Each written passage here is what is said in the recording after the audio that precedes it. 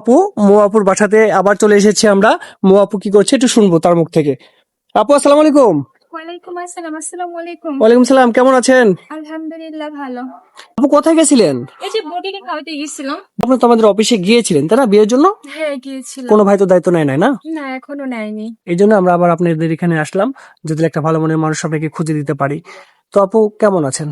আলহামদুলিল্লাহ ভালো। ভালো আছেন? রোদে থেকে আসতেছেন, আপনি তো অনেক ক্লান্ত মনে হচ্ছে। হ্যাঁ ক্লান্ত, রোজা তার মধ্যে। ও, রোজা আছেন তাই না? হ্যাঁ। সমস্যা নেই, আমরা আপনার ক্লান্তটা দূর করে দিব একটা বিয়ে দিয়ে। সমস্যা নেই আপু। তো আমরা যদি এখন আপনাকে একটা ভালো একটা পাত্র দেখে আপনাকে বিয়ে দিয়ে দিই, আপনি বিয়ে করবেন তো? আলহামদুলিল্লাহ। আপু, আপনার নাম? মো। মৌ তাই না? আপনার দেশের বাড়ি? ময়মনসিং। ময়মনসিংহে। আপনার ফ্যামিলিতে কে কে আছে? আমার ছোট্ট একটা বোন আছে, মা আছে, বাবা নাই, বাবা মারা গেছে। বাবা মারা গেছে তাই না? এই জন্য তো আমাদের অফিসে গিয়েছিলেন যেন যৌতুক বাদে আপনাকে একটা ভালো দেখে একটা পাত্র আমরা খুঁজে দিতে পারি।